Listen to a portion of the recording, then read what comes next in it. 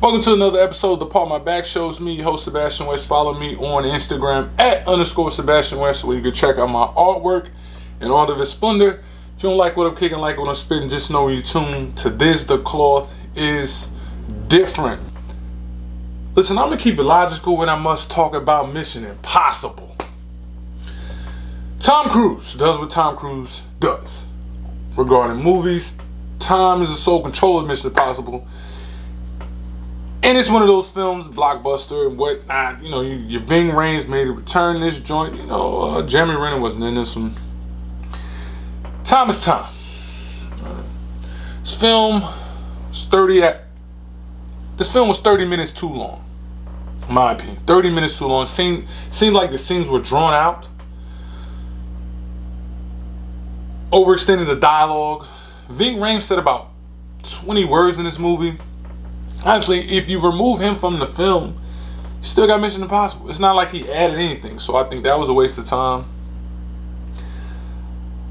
You've seen things coming a mile away, with the young lady dying on the bridge. If you've seen it, I'm referring to the actual scene.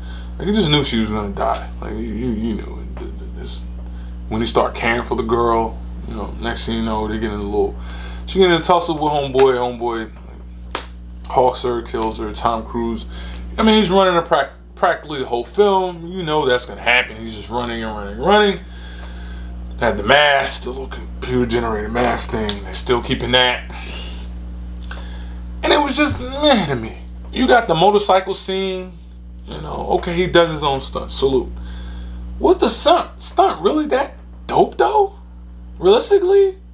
Like, he driving around looking for a cliff, finds the cliff, jumps off, parachutes into the train. Now, I will say this, right? The train scene, that was amazing. That train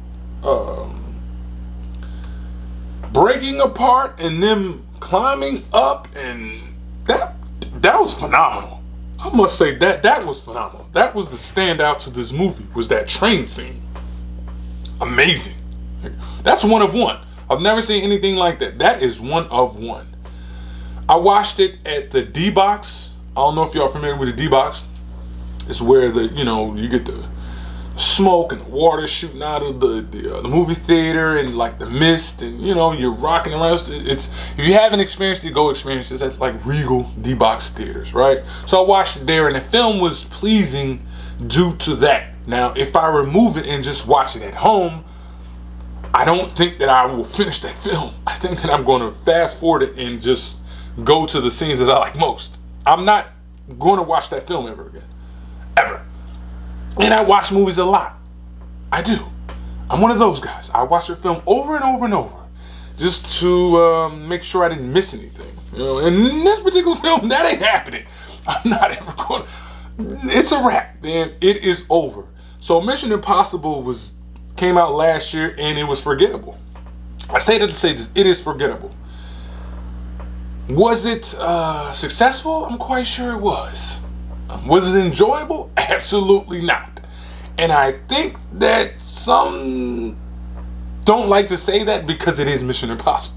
We could dislike a film. The best one to me was Part 3 with Philip Seymour Hoffman. That film was dark.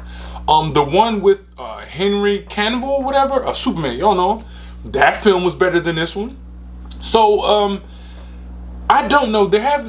Am I looking forward to a part 2 of this? No, I think it's over. I think Ghost Protocol, I think that was that was it for me. That was it. Looking forward to it? Absolutely not. Am I going to watch it? Sure, so I can review it. Just keeping it, honest. If you don't like my reviews, cut me some slack if that ain't good enough. Part my back. What's meant for you ain't gonna miss you. Slow run is better than no run. Last but not least, let all things be done decently and in order. Hold it down to the next episode of Part My Back Show. I'm out of here. Salute.